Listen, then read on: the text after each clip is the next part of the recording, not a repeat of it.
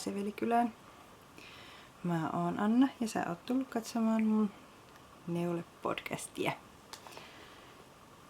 Kiva kun tulit ja tää taitaa olla mun tämän vuoden ensimmäinen jakso.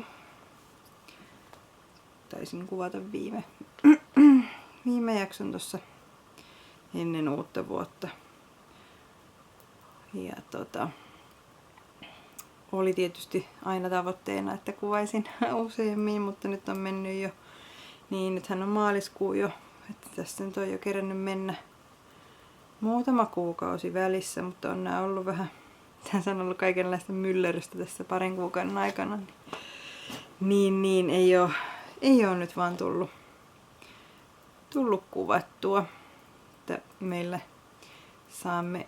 saimme ilouutisia, että saamme perheeseemme yhden lisää pienokaisia kesäkuussa, niin tässä on vähän menty edestakaisin oman voinnin kanssa, kun on vähän ollut raskasta nyt tämän odotuksen ajan, niin en ole sitten on neulonut, mutta en ole sitten kuvannut mitään. Ei ole ollut kaikista paras tuo oma vointi, niin on sitten vähän lykännyt tätä ja nyt tuntuu sitten, että alkaa ehkä elämä voittaa taas ja nyt ajattelin sitten kuvata videonkin vielä tähän kaiken lisäksi. Meillä vietetään täällä hiihtolomaa. Ja lapset on nyt itse asiassa mummin ja vaarin kanssa uimassa. Niin mulla on tässä hyvä hetki aikaa neuloa ja sitten ajattelin myös kuvata. Ja höpistä vähän aikaa kameralle.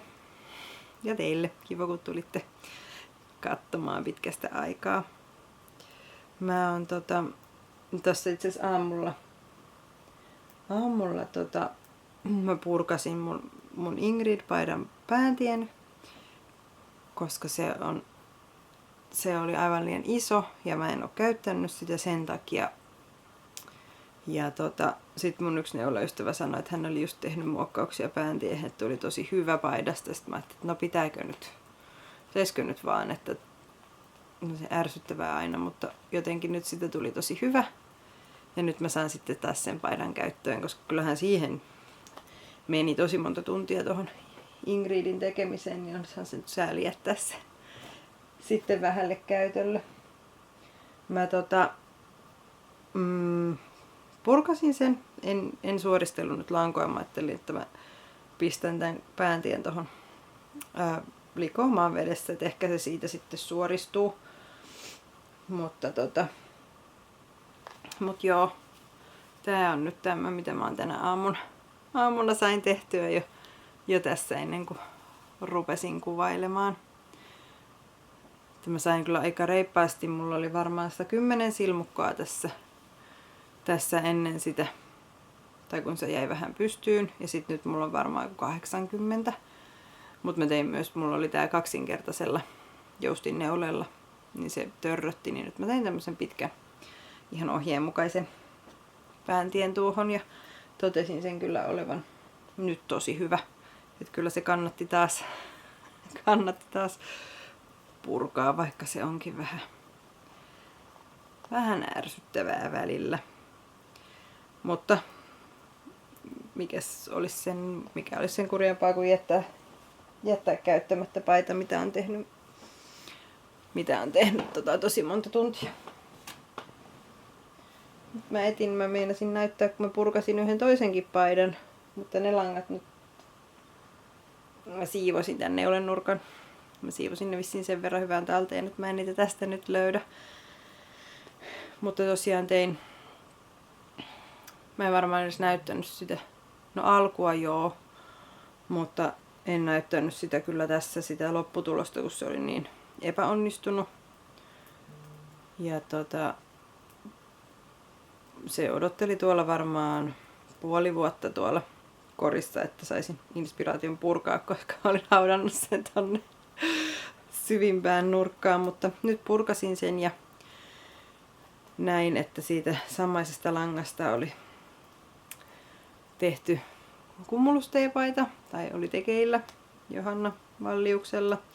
mulla on samaa lankaa, niin ajattelin, että tuohon voisi toimia sitten minullekin. Alun perin mä olin ajatellut, koska se lanka on niin pehmoista, että voisin tehdä siitä vauvan neuleita, mutta sitä lankaa on niin paljon, että saisin kyllä tehdä aika monet villahousut tai teepaidan tai mitä nyt vaan. Mutta ehkä siitä tulee semmonen jossain vaiheessa. Mulla on nyt taas hirveä määrä töitä taas, ei puikoilla, mutta haaveiluissa ja ajatuksissa.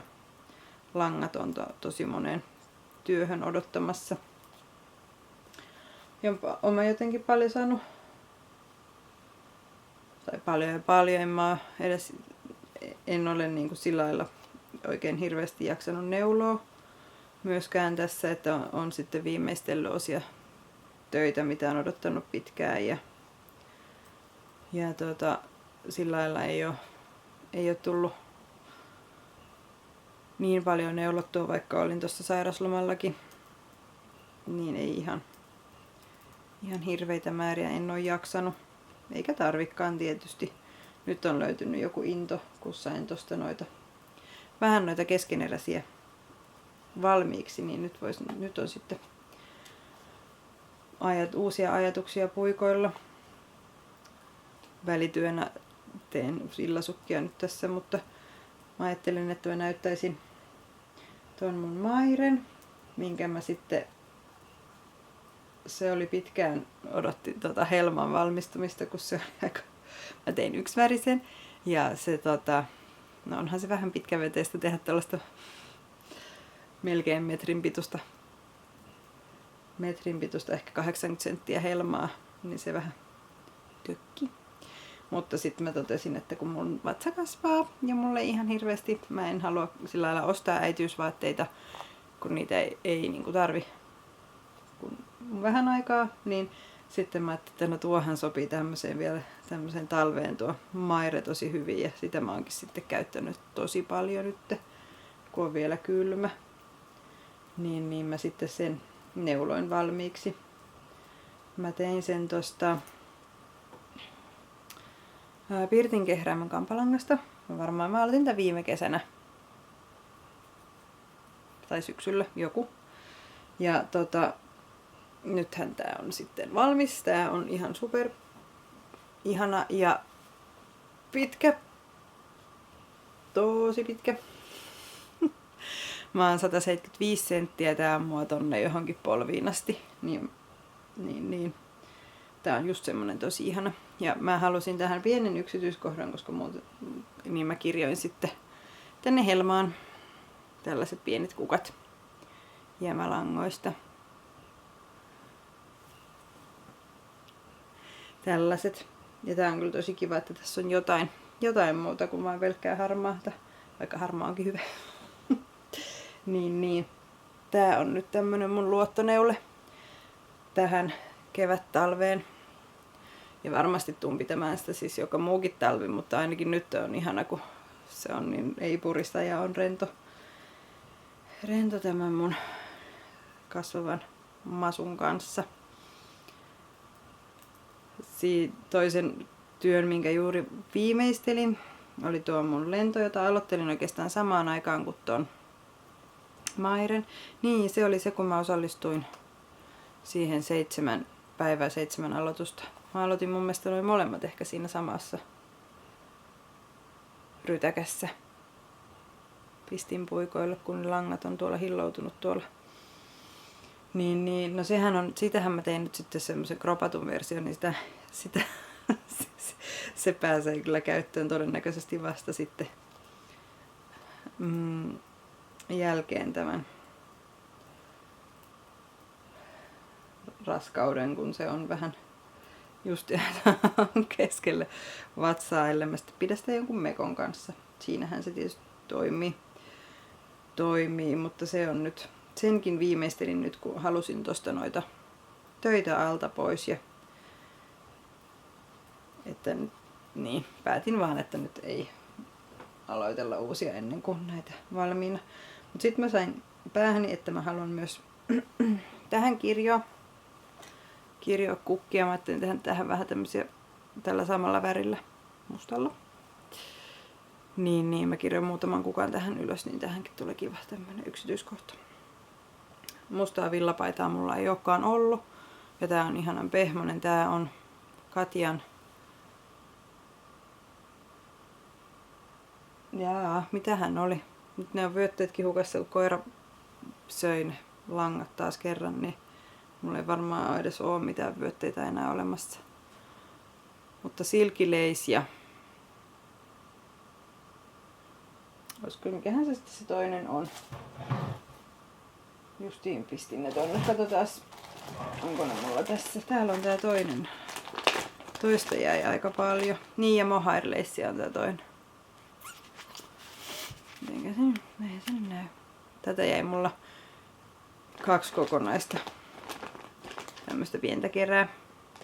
Nämä mä ostin siis joskus, kun ne oli tarjouksessa tuossa meidän paikallisessa lankakaupassa, niin en mä osannut jotenkin yhtään arvioida. Vähän me laskeskeltiin, mutta sitten oli, kun ei ne ollut yhtään vastaavat kuin nämä lentopaidan langat, niin, tai en tiennyt mitä niistä tulee, niin, mutta mä sitten mittailin ja sovittelin ja tiheyskin täsmäsi sitten loppujen lopuksi, niin hyvä tästä tuli. Ja nyt mä tosiaan otin projektiksi vielä tosta, että muutaman tällaisen kukan. Innostunut tuosta kirjonnasta nyt neuleisiin, niin se kohta mulla on joka paikassa erilaisia kukkia. Mutta ne tuo aika kivat yksityiskohdat tuohon tuommoiseen simppeliin neuleeseen. Joo. Sitten niin, vai näytinköhän mä? En mä ehkä näyttänyt. Mä alkuvuodesta testineuloin, kun mä tästä vauvasta sain kuulla, niin sitten ilmoittauduin testineulomaan villahaalaria Suvisknitsille, millä on tosi monta muutakin testineulonut. Ja tää on tämmönen raunioiset onesie, eli villahaalari. Mä tykkään hirveästi tästä lehtikuviosta. Ja tästä tuli kyllä ihana. Tää on tosta Vuonoin Pentti kampalankaa. Tää on tosi ihana, tosi pehmosta. Ja tää sitten vauvalle saa mennä syksyllä. Tein semmosen koon, että on sitten syksyksi lämmintä, kun vauva syntyy kesäkuussa tai siinä kesäkuun puolessa välissä ehkä, tai joskus myöhemmin, todennäköisesti myöhemmin, niin sitten syksylle tarvii villahaalaria. Semmosen mä nyt tossa tein. Muuta mä en oo vielä vauvalle neulonut, mutta mä langat ostin. Ja mulla on muutakin lankaa, mitä mä ajattelin nyt käyttää sitten vauvan neuleisiin. Ne on ne, mitä mä tästä nyt seuraavaksi aion. No, mä näytän. Mä ostin tätä Jalovillan vuonaa. Mä teen tästä villahousut sitten syksyksi. Samaten tämän ostin, meidän isoveli sai valita toisen värin. Hän valitsi tämän koivun ja sitten mä valitsin tämän, tää oli kaste. Niin tästä tulee villahousut ja tästä tulee sitten body. Tää on tosi pehmosta tääkin lanka. Niin tää menee kyllä hyvin vauvalle. Mä nyt ajattelin tästä seuraavaksi keriä ja ottaa sitten työn alle. Joo. Me lähdetään ensi viikolla reissuun.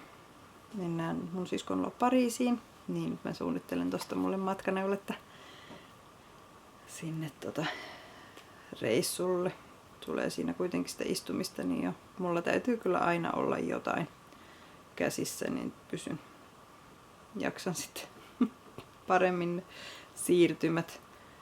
Lapsillekin on kyllä pitänyt keksiä ja valmiiksi kaiken näköistä tekemistä reissuun, mutta he nyt selviytyy vaikka mistä, kun lentokoneen ikkunat kiinnostaa eniten. Heillä on kyllä siinäkin ihan täpisemistä. Joo, isoveljestä puheen olleen tuosta lankavalinnasta, niin hänkin halusi vauvalle sitten ostaa lankaa ja tehdä hänelle pipon.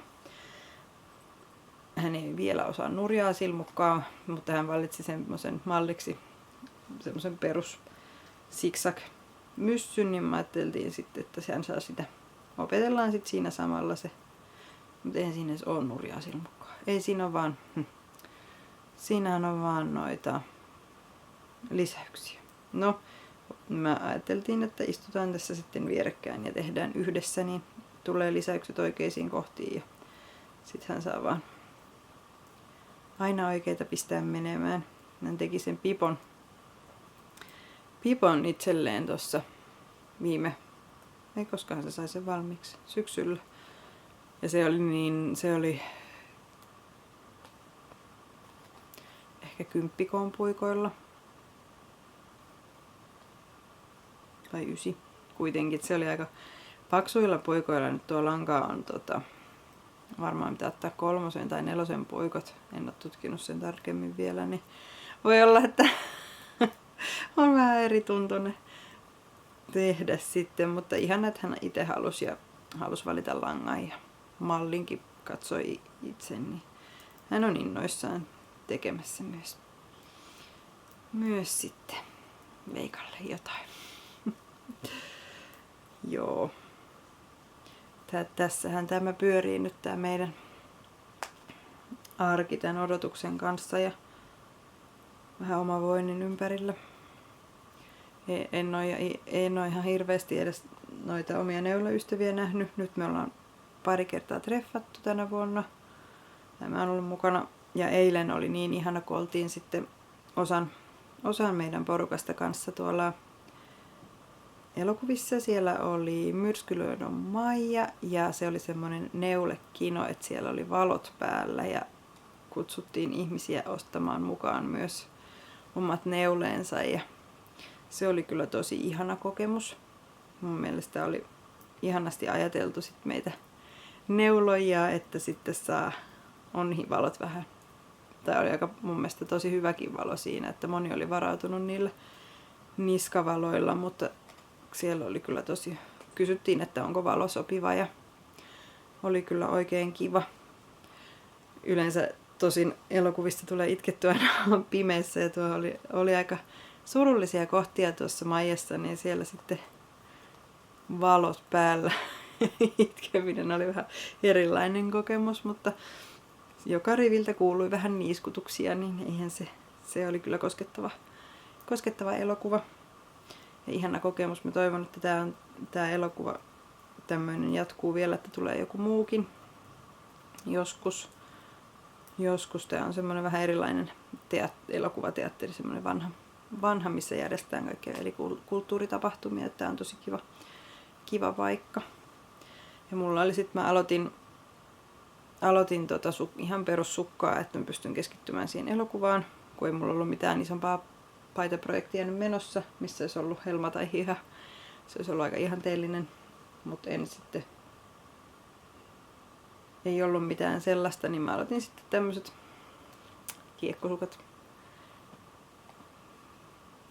Nämä ei tule siis minulle, mutta näitä mä sitten siellä eilen tein ja aika pitkälle mä pääsinkin jo näissä, että varsi valmis ja kohta kantapää.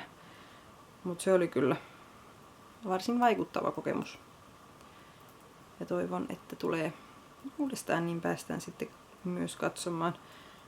En yhtään ollut ajatellut, että siellä olisi noin paljon porukkaa ja mä oon tosi tyytyväinen, että oli, niin sitten tosiaan ehkä he järjestävät myös uudestaan tämmöisen tapahtuman. Joo.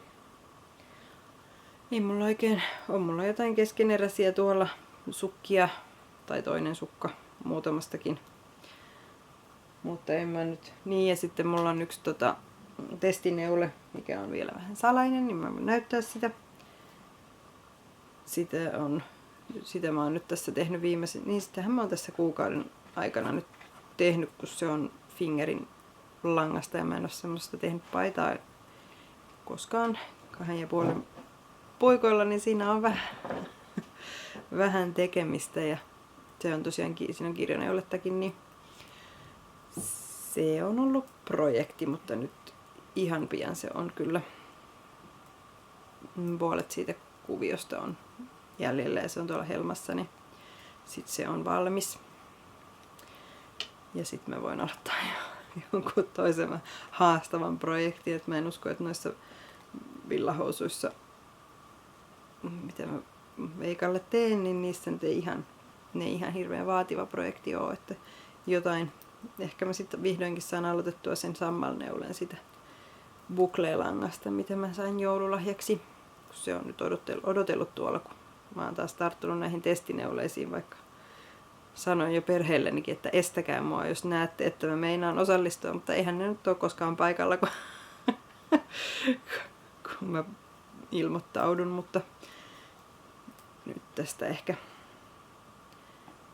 en mä sano mitään, mä kuitenkin pyörrän sen. Niin, no joo, kun mä tässä kun nyt rupeaa miettimään, niin teinhän nyt mun ystävällekin tuosta yhden villapaidan. Tein sen Alafoslopista. Sitä ei ole nyt näytettävää, mutta tein niin kuin veturpaidan vähän muokattuna. Jos mä laitan sen veturin ohjeen tähän, niin saatte katsoa sitten sen. Kylläpäs tässä on tullutkin tehtyä tosi paljon yhtäkkiä, kun näitä nyt rupeaa miettimään. Eikä tää mun neulominen nyt ole mitään tavoitteellista, että paljon pitää saada valmiiksi, mutta ei sitä jotenkin oikein ajattele kuitenkaan, että onpas tosiaan tullut neulottua monta paitaa nyt jo tässä, tai monta työtä tässä alkuvuodesta. No, aina on hyvä kuvata video, niin tulee kerrattua mitä on tehnyt. Joo. Eipä mulla ei kyllä nyt ollut muuta tällä kertaa. Mä halusin nyt kun oli hyvä aika, niin tulla edes pikaisesti kertomaan kuulumisia. Ja olikin kiva höpistä. Ja koitan saada sen tämän videon tässä viikonlopun aikana sitten editoitua, niin saan sen tonne kanavalle. Mutta kiitos kun katsoit ja nähdään ensi jaksossa. Heidoo!